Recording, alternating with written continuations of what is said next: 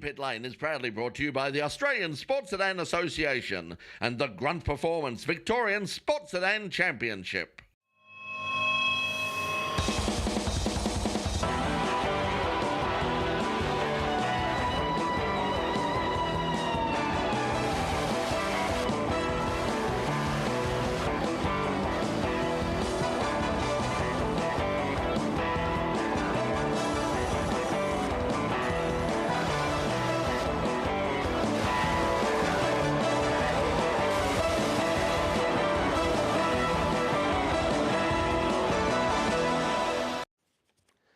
Hello and welcome. Joining us live on YouTube Live, also Facebook Live, and hello to our viewers on Channel 31 Melbourne on Friday. Yes, this is another edition of In Pit Lane. Well, what a weekend we've just come out of. The Grand Prix was in Melbourne, and we'll be talking about that, well, in just a moment. Also, we'll be catching up a bit of a chat afterwards for our YouTube, a bit of a bonus for our YouTube viewers as well regarding Formula One. That's coming up as well. But coming up this weekend, Easter, of course, a very big weekend.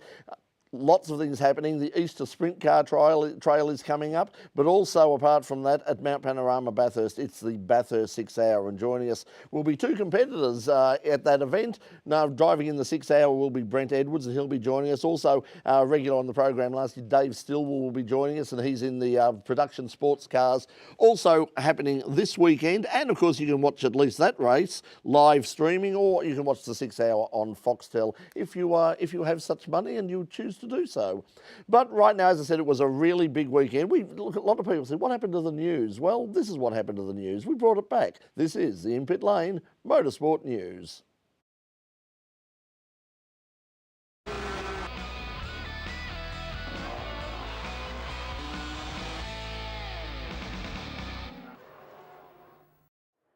The great and the good of Australia's Motorsport A-list came together last Friday for the annual Australian Motorsport Hall of Fame Awards.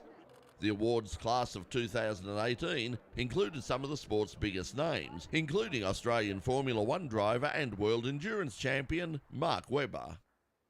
Yeah, to be inducted in the Hall of Fame is an absolute honour. There's no question about it. I think that so many of my heroes have been inducted already. I was only going through it, the list the other night in terms of Gary Rush, great sprint car driver. Obviously, Jack Brabham, Mick Doohan, so many great heroes of mine that sort of lit that spark for me, I suppose, so many years ago. I'm just a country guy from Queanbeyan. I used to go to the speedway tracks and watch so much racing on TV, and they gave me the ambition to get overseas and give it a crack. And it's a long way to come home with your tail between your legs. So they gave me the belief that it was possible, and it's a good night. I mean, it's Grand Prix week, obviously. It's it's Friday night.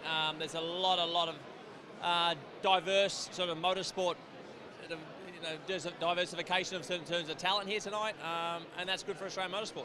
Also honoured was John Bale, although he was quick to point out that he's far from finished behind the wheel. Well, yeah, I love racing. I hope to race forever. So, I'm still active, so I don't consider myself like a retiree.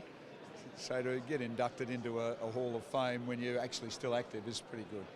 The question on everyone's lips before the 2018 Australian Grand Prix at Albert Park was who, if anybody, could defeat Lewis Hamilton and the Mercedes juggernaut. Well, the answer was Sebastian Vettel and Ferrari.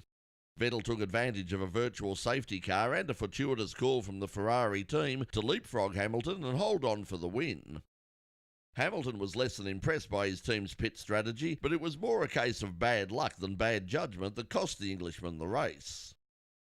It was a good race for Ferrari, with the ever-excitable Kimi Raikkonen holding down third all the way to deny local hero Daniel Ricciardo a home race podium. It was a good race for McLaren, now free of the troublesome Honda power unit. Fernando Alonso finished an encouraging fifth, well, encouraging enough for him to stay for at least one more race anyway.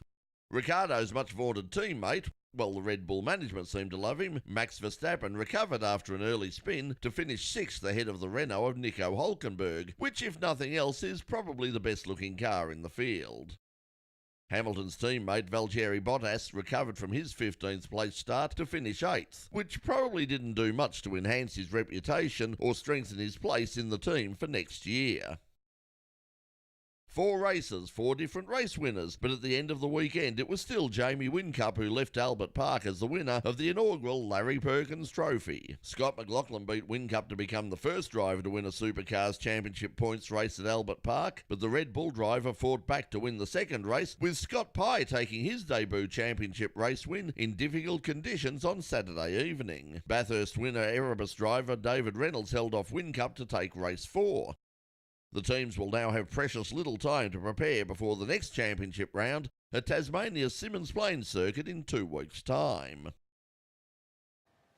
Now, also coming up this weekend is Motorsport with a Difference at the town of Quambatook. Yes, it's the annual Quambatook Tractor Pull, and a little bit earlier in the year, the tractors went out to Tooradin, and they attracted quite a crowd. In fact, amongst that crowd was a couple of us from In Pit Lane, breathing in the dust and the smoke and all of the action. So let's head down now to Tooradin and check out some action from the Tooradin Tractor Pull.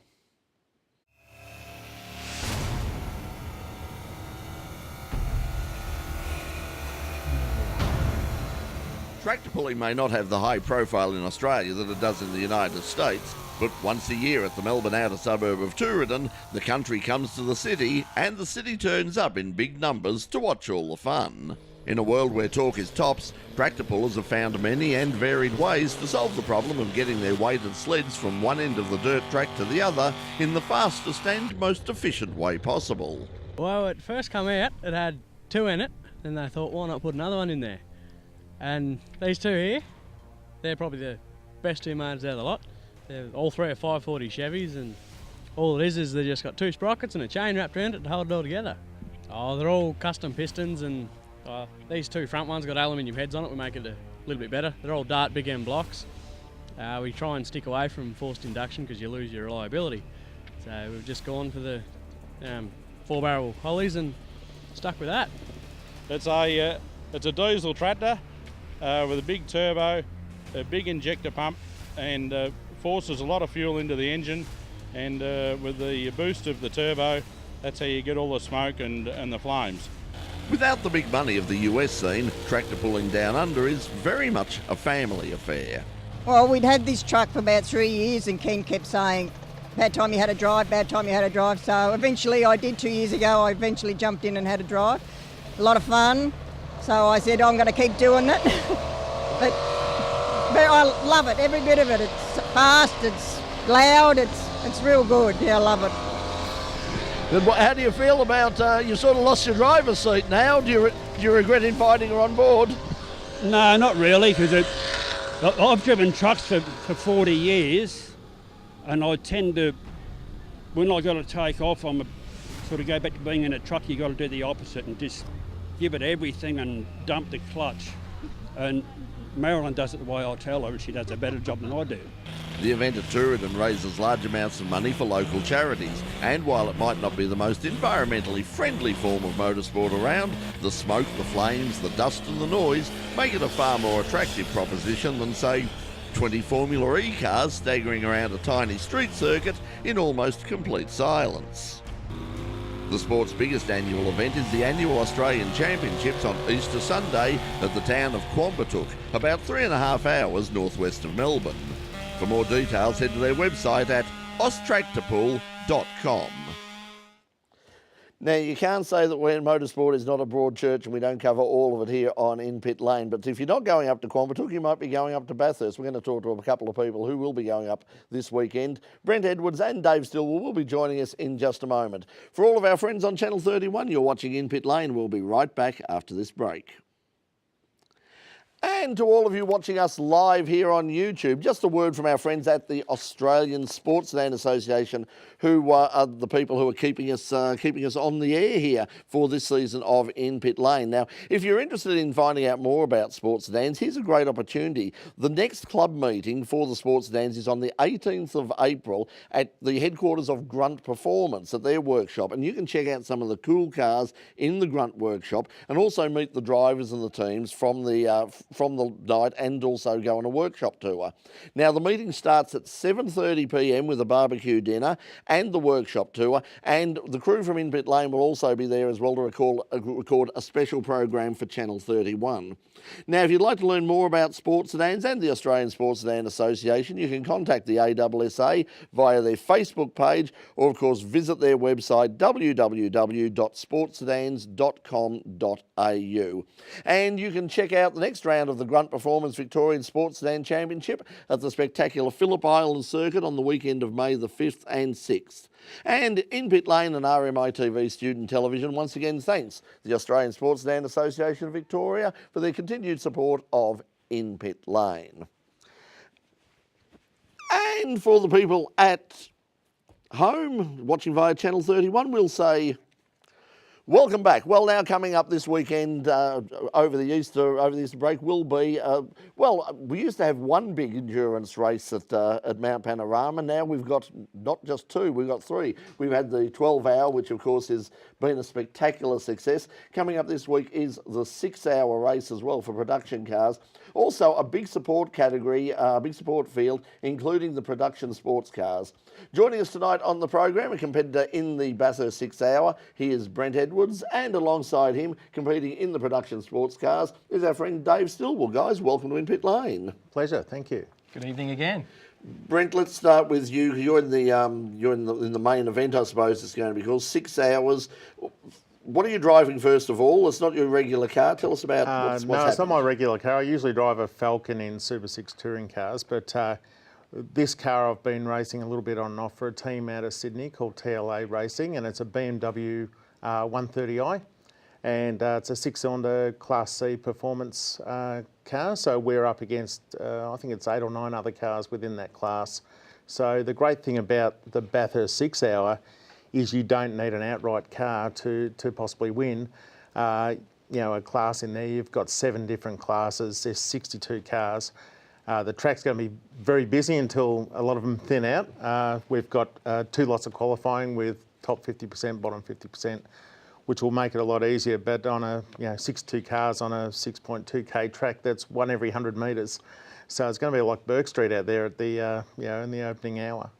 So in your category, what other cars are you going to be competing in? What sort of cars are you going to be up against? We're up against other BMWs like ours, also Renault Megane RS.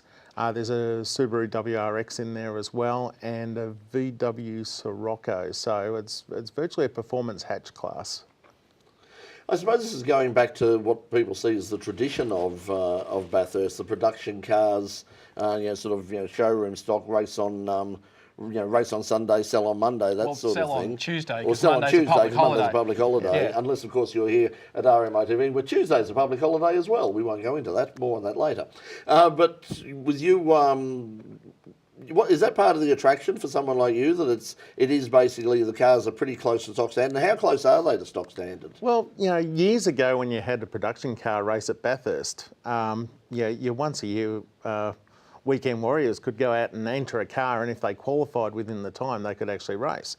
So since that's become part of Supercars, and they have franchises, and also the Bathurst 12-hour is high-priced Exotica that's running there.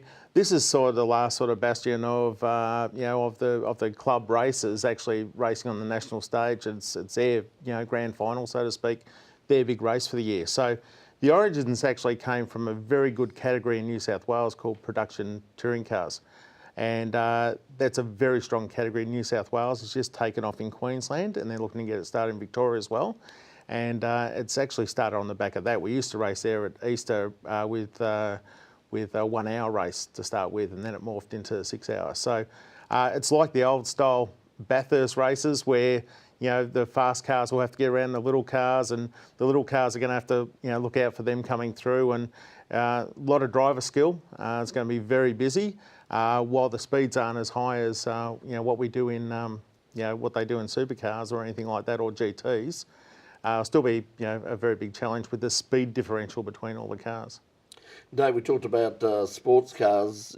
You're not running in the 6 hour, but you're running in the production sports cars, and that's got a huge field as well. And you're running against some of that Exotica. But tell us about what you're running. I think we had a look at it. You sort of debuted at the last Victorian State round. But tell us about the car that you and your dad Michael are actually going to be driving. Yeah, not a problem. Look, the 6 hour obviously grew out of what was the Bathurst Motor Festival, basically the pinnacle of club level or grassroots motorsport. So it's a chance for all those categories that run at state level, so your production touring cars, sports sedans, historic touring cars, all those kind of categories that wouldn't normally get a gig alongside the supercars of the 12 hour, a chance to run. So obviously I'm running in the production sports cars, obviously the Q Enduro series, which is run by the Production Sports Car Racing Association in New South Wales.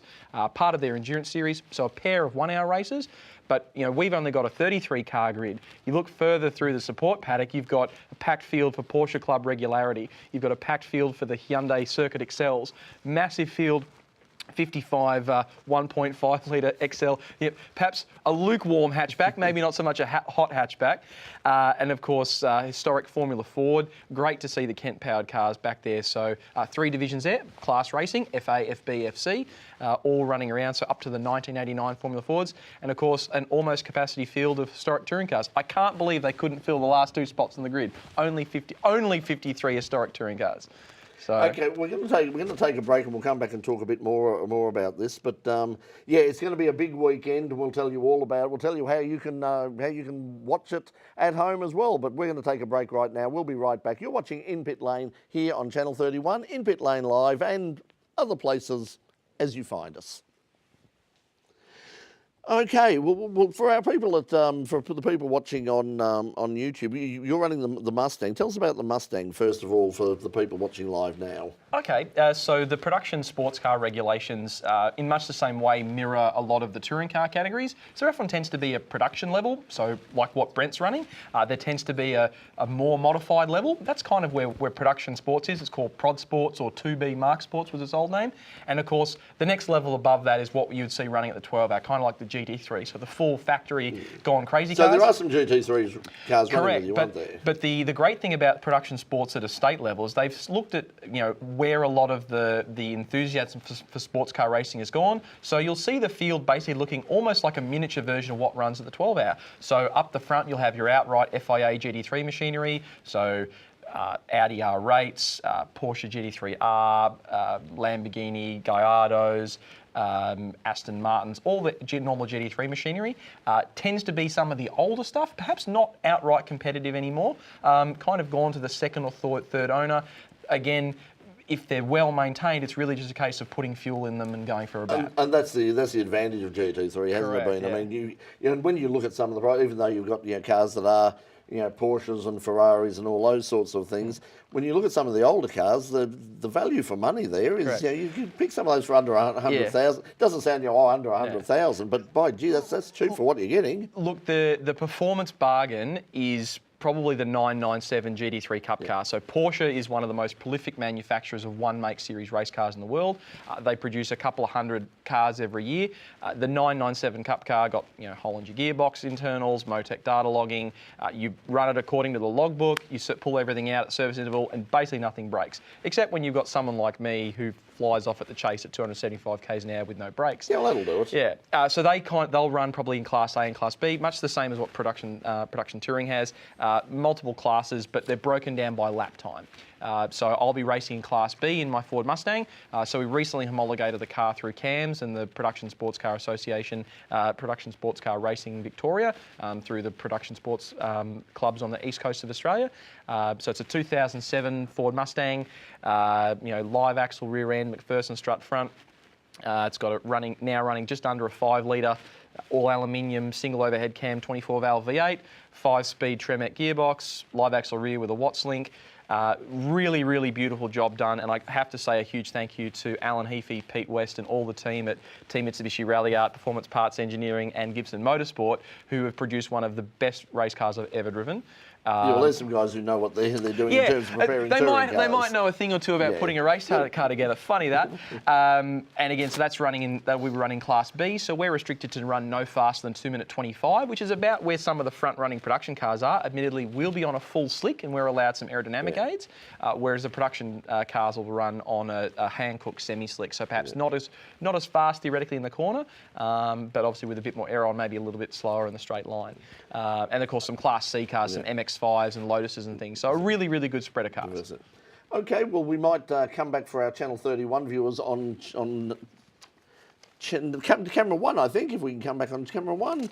Oh, look at the hair, it's frightening. There you go, it's always frightening.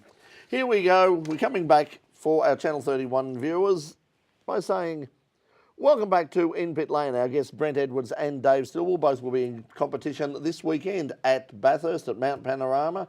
And Brent, let's talk about the fact that we've seen how the growth of the Bathurst 12 Hour, and a lot of that has been the incredible international coverage it's got through live streaming and through the support of people like Radio Show Limited, Radio Le Mans. That's something that could well happen with this event too, because those guys are coming back. John Hindhoff and the team are coming back here. So this is going to go all over the world. How big can this become? Well, the Bathurst 12 Hours origins were actually production cars, if you remember, and then it morphed more into the GT style thing. Production cars are getting to the stage where we've got some great vehicles out there running around, and they've got a ceiling cap of $150,000, so it can't really blow out. So you'll get guys like the Sharons who run their BMW M4. That's probably right on the cap, and they'll go around. 149,990. Yes, Come yes, and absolutely. See us. Brighton BMW or Mornington BMW, and we can help you on Monday too. The cash register's going here, but and then you've got AMGs in there as well. You've got the little Ford Focus, which is in the outright. I was talking to Jeremy Gray with the Falcon GT. He'll be running again. So then you've got cars around the $80,000 mark, and then you've got the HSV Club Sports, etc., who are in their next class down because they're not forced induction, and it goes right through the field. So it's really popular high performance cars, and something you can actually buy, gut it out, do a few race modifications, few safety modifications, get rid of the stability control, reprogram the computer, and virtually off you go, and you can go racing. And those cars have a lot of those cars have great performance out of the box. And all we're really doing is putting safety gear out of them and just taking a bit of weight out of them as well. We've seen sort of the growth of this sort of racing with the Creventic group as well. They had a lot of like GT3 and that thing, but they're now doing some more stuff with touring cars. Interesting on that level, they had a lot of production cars, but they're now bringing in a lot of the TCR cars, which are very interesting. Yeah. Now, well, the TCR is basically in the same way that we've got production cars, improved production sports sedans, or in sports cars we've got production sports cars, Mark Sports, and then GT3. TCR is that next level, but it's customer racing. It's focused around the car's aspirational performance hatches, like we talked about, 2-litre turbo front wheel drive, like pretty much everything that's a performance hatchback is on the road. Again, they're price capped. They've got a Euro price cap on them. I think about 120,000 euros as a package. And again, that's a car like a GT3 car. You can put in a container with your spares, send it to almost any racetrack around the world, and there'll be a race for it. They've now announced it's running a Pirelli World Challenge in the US, along with the Continental Tyre Series alongside the IMSA program. You've got the Touring Car Endurance Series on the Creventic side. They've just announced a TCR Series in Great Britain. And TCR, the category, will now replace what was the TC1 class for World Touring Car Championship, is now World WTCR. It's becoming the top national specification of touring car in the same way that Super 2000 or Super Touring did. It's just at a much more cost cap level, much more controlled, but it uses the GT3 style balance of performance because again, not everyone's running the same style suspension. Everyone's got a little bit different aero in the sense that the bodywork. So rather than having millions upon millions of dollars spent on development of, getting this widget, that extra $500,000 done. It's like, no, you homologate the car, that's it, it's done. You run it according to the logbook, and then the organiser will balance you by up or down, a couple of kilos, slight changes in boost pressure, slight changes in ride height.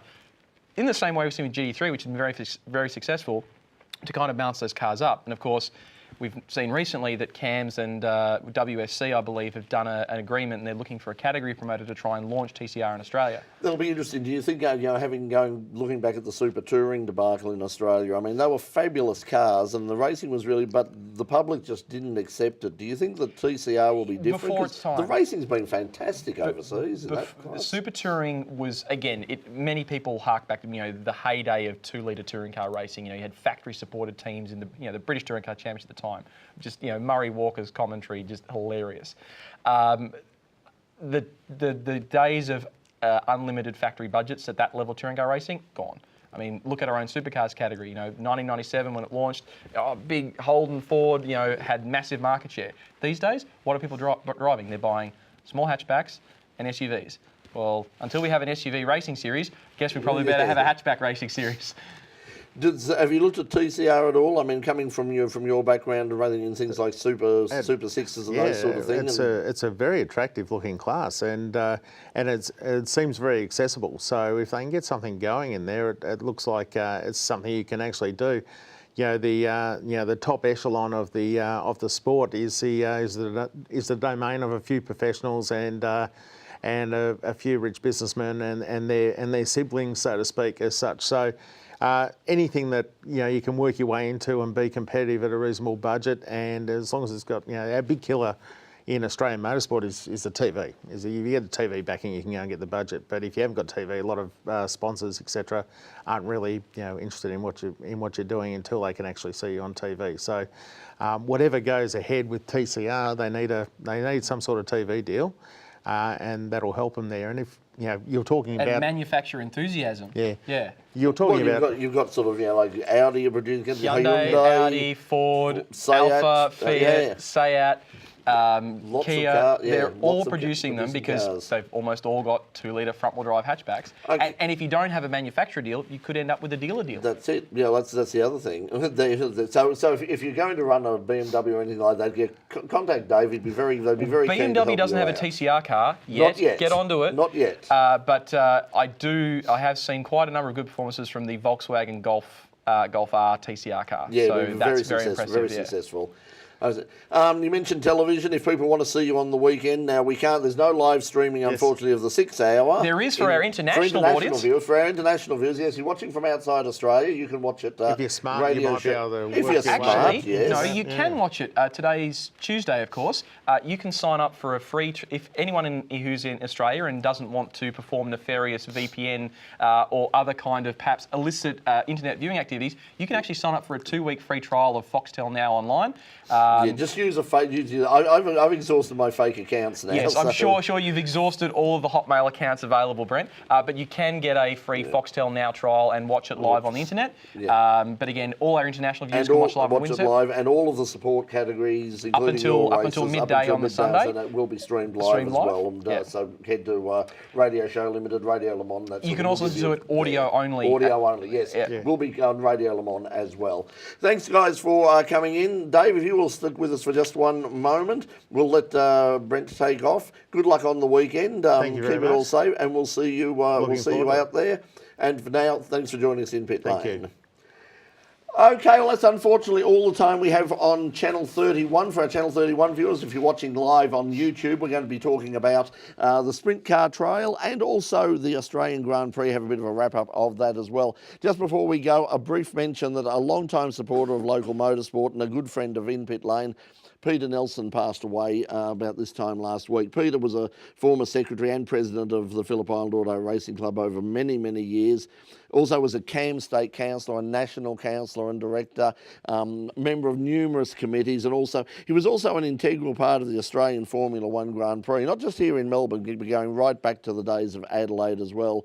To Peter's wife Marcia, his family and many friends, all of us here on In Pit Lane send our most sincere condolences.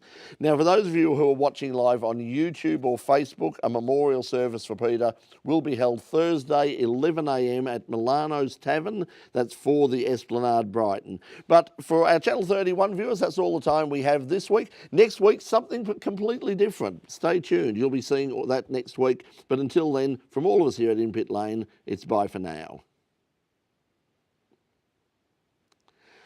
Okay, Brent, thank you very much for joining us there. And Jack, if you want to wander in. We're just bringing Jack Brennan in just a moment. We're going to talk about, Jack's going to join us to talk about the sprint cars and the Easter Trail coming as well. And we're going to have a talk with both of them about the Grand Prix on the weekend. It's all very confusing as to whether what particular show we're on at the moment. The live show. Are we talking to an internet? We're talking to an internet. Hello, internet. Hello, internet. Yeah, make sure it's. Say hi to the internet. Hello, internet. There Just we go. don't break it. Make sure you don't break it. Yes, I've heard about this internet. It's all the rage. It's what what the young people are doing these days. Wait, I do you have an believe. internet? I have an internet. An internet. Yes. Yeah. Well, I hope people at home have an internet, and if they are, they're watching us on it now. All 7 of you. All 7 of you, yes. 7 of you. Well, we had 9 last week. Oh, ratings boost. Okay, but it's huge. It's just taking the world by storm. Okay, but anyway, as you're with us now, I mean, you've seen Jack Sydney. Are you mic'd up, Jack? I think so, yeah. Jack, I didn't see the microphone. That's good. So I hit it in the black part of the t-shirt. There you go. Okay, well, let's. That's the only thing we want you pulling out of your clothing while we're live on while the we're internet. live on the internet. Yeah, although on the internet we can do whatever we want. Yeah. Yes. We will talk to you in a moment about the sprint car trail, but let's just go back briefly over the weekend. Firstly, from both of you, your impressions of Albert Park and the Australian Grand Prix. Albert Park makes Melbourne shine to the world, which is the whole point that the state government and the city council spend lots of money on it. It's the reason the teams love coming here. I mean, we tried having the first event somewhere else around the world. Didn't work. We turned on a great event as per usual. Supercars for championship points. Massively awesome racing across 4 races for those guys.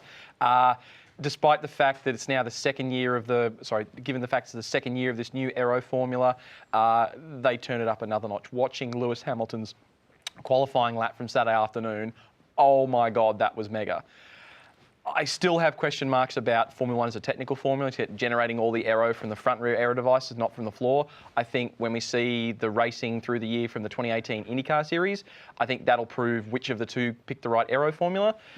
And we can talk about the halo later. But I think the race was pretty good. Obviously, it took a virtual safety car for Vettel to jump the Kimi and Lewis. And then obviously Lewis turned up the wick towards the end. But then for whatever reason, just needed to save some engine miles because, of course, they've got the power unit restrictions. The mind boggles sometimes. Jack, you had a little. What did you think watching it? Yeah, I thought it was really good. It was a good race. And about the halo, I totally forgot about it. As we said in our F1 preview show, I didn't even realise that it was there, and then I thought, oh, hang on, what are those things? I think that even on some of the cars, the halo became like quite a feature. I actually liked it on some of the cars on certain angles, but I did like the teams that picked up the sponsorship from the sandals or thongs for our Australian audience, or jandals if you're watching and it's close to midnight in New Zealand. Flip-flops for our American viewer. Yeah, but I didn't mind, and I tweeted, because it was all over. Everyone was talking. I said, for God's sake, shut up about the halo. But you did make a very good point on the Midweek Motorsport Listeners Collective in terms of the halo, and it wasn't a problem with the halo itself. It's what the teams or what some of the teams are doing to the halo in order to maximise the aerodynamics of it. Now, from your point of view, watching it, what's your problem with the halo? And I think it's valid.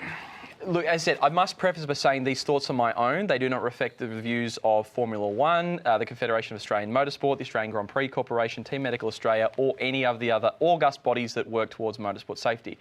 The halo obviously was developed in a relatively short time frame. Again, constantly developing the technology of safety. If you're going to mandate a piece of safety equipment, mandate the whole piece of safety equipment.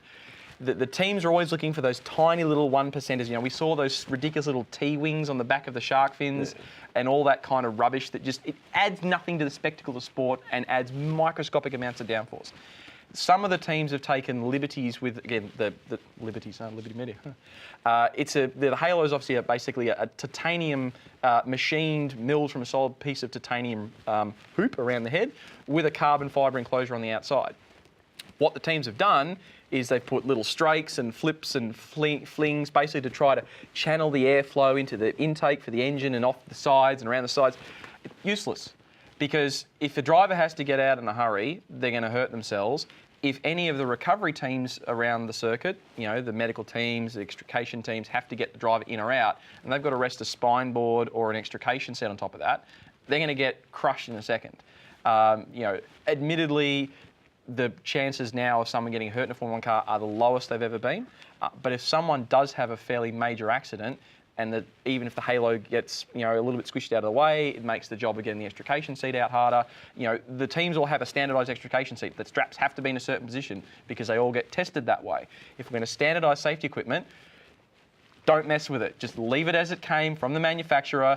Integrate it, deal with it, build your car around it. The same way you have to build your engine around the standard electronics. Because I was looking at some of those straights that were on. I think it was Force India. They've got it was literally like sort of, you know, climbing over a razor wire fence or something. The guys were getting it. Yeah, I thought, you know, like, for God's sake, guys, don't slip, or you chances of having children are going out the window.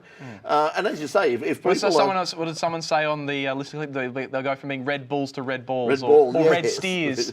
Yes, because they look very sharp. And as you say, when, you know, okay, for the drivers and all that, it's bad enough. But the people who are getting them out, the volunteers, the medical staff, and all the rest of it, who are going to try and get these people out. And you're that paranoid about touching the car already because, you know, hybrid stuff. If you ever get a chance to see people doing an extrication test, up till previously, basically the teams have gone to great lengths because we have to test them on the actual car. They will cover almost the entire thing in bubble wrap and blankets, trying to stop you from damaging an aerial or one of the wing mirrors, which aren't actually on the wings, it's on the cockpit. Because if you break anything on that tub, it's massively expensive, but B, they're on a flyaway. That's the tub they have to race with, and they've got a curfew for the amount of time they can put in. So it would make more sense for a lot of people, I think, if you said, no, you can't mess with the piece of standardised safety equipment. Yeah, everybody's and rant. Everybody's got it, but I thought it was a good point. As for the aesthetics of the thing, yeah, it's not particularly attractive, but what the hell? I mean, it works. If it saves one life, it's been worth it. It's on the Mercedes that it looks the worst because they haven't painted it, they haven't done anything. I didn't notice it until I saw it on the Mercedes because it's just. Oh no, black. I noticed on the Mercedes when they went to the camera that you'd think the FIA or Formula One media would have figured out. Oh. Gee, so that's right in the middle of our screen from our camera shot from last year. Let's not move the camera position. Yeah. You know, and then contrast, and again, I hate to harp on about IndyCar figuring stuff out apparently more correctly for the show. Aero screen, that's a separate topic. They put the camera in the nose. How awesome were those camera angles from St. Petersburg? Oh my God! Formula One is IndyCar. It's this really great racing series in America where your managing directors are from. So maybe just go have a look at that.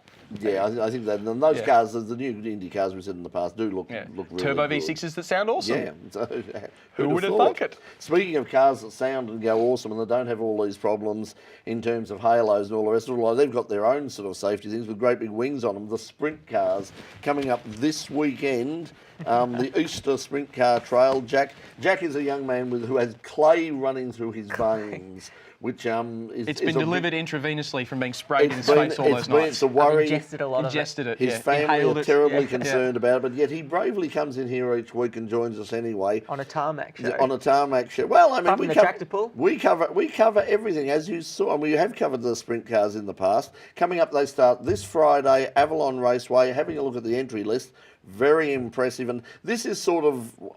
Traditionally, this is the big weekend or the big week for the sprint car guys locally. So who should people look out for? And apart from Avalon on Friday, where do they go? They go to Mount Gambier Saturday, which is just in South Australia, just over the border, I believe. And then they head down to Warrnambool. So it's a bit of a trail if you want to follow it from Avalon up to... It's a bit of a triangle. But drivers to look out for. James McFadden, two-time World Series champion and Australian sprint car champion. He'll be one to watch. And then Jamie Veal, one of the young rising up-and-comers. So it'll be a good weekend. It's amazing the strength and the health of sprint cars. When you have a look at them, I mean, I think I said once before we were talking about a meeting that I saw here at Avalon and was very impressed with the turnout, and then sort of realised, hang on, there's a meeting equally as big, if not bigger, up at Parramatta, and there was one up in Brisbane on the same night, and any of those But they get it. It's a show. It's a show. It's entertainment. It's one hell of a show. Yeah, it's like 900 horsepower on dirt. Exciting. Who would have thunk it? That's the thing about sprint cars is it doesn't matter.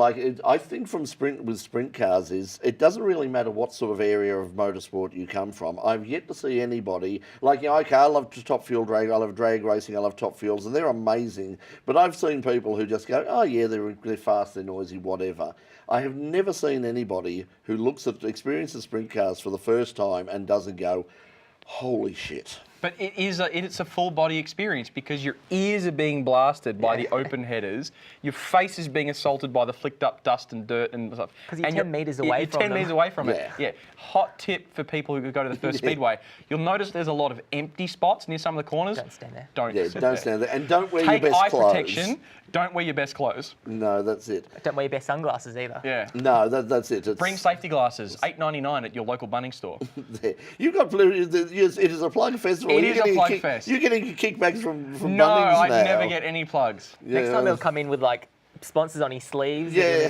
I am logo free. Logo free. For a change. Hashtag no logo. Hashtag no logo. Jack's logo free as well.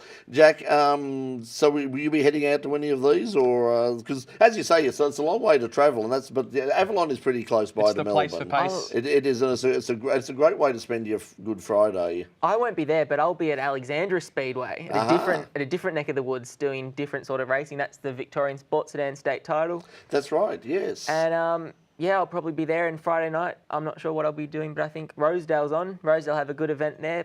Feature standard saloon race. That'll be good. That's the thing. I mean, we've got a story coming up in a couple of weeks' time on Druin Speedway, and just all over Australia there are speedways everywhere. And if you're not following that particular part of the sport, you don't realise just how incredibly it's one of the best kept secrets of Australian motor racing culture. It's just it's everywhere. It's just you just amazing. You go somewhere in the country and you're in a pub somewhere and you see a car go by and go, hang on, it's a local speedway. And it's like, I didn't know there was a local speedway.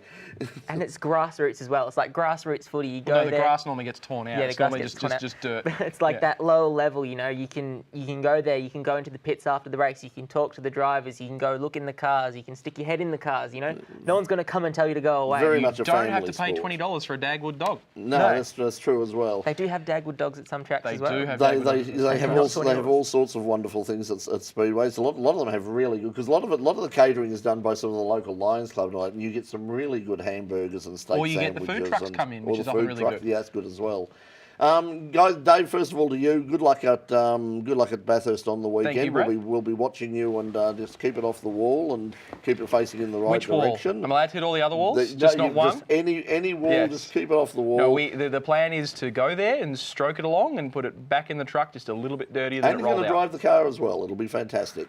And Jack, we'll see you back here very soon to talk more Speedway and more motorsport and all sorts of things. Oh, good. Thank you. And we'll see you. Thanks for watching us on the program tonight. As you probably noticed, we had no music tonight. Unfortunately, our live music act was forced to cancel at the last minute. So, look, I could sing you out if you would like, but no, you probably wouldn't like that.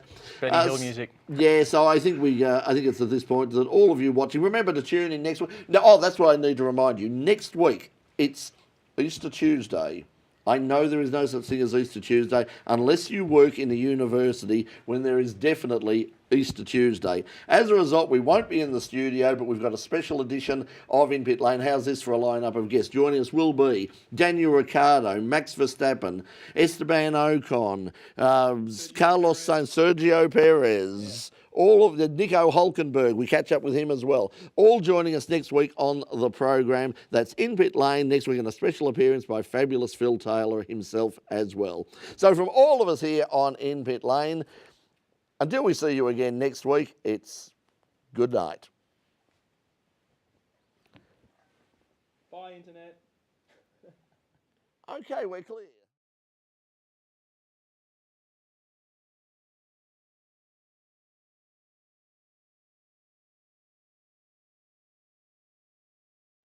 Yeah, my family does.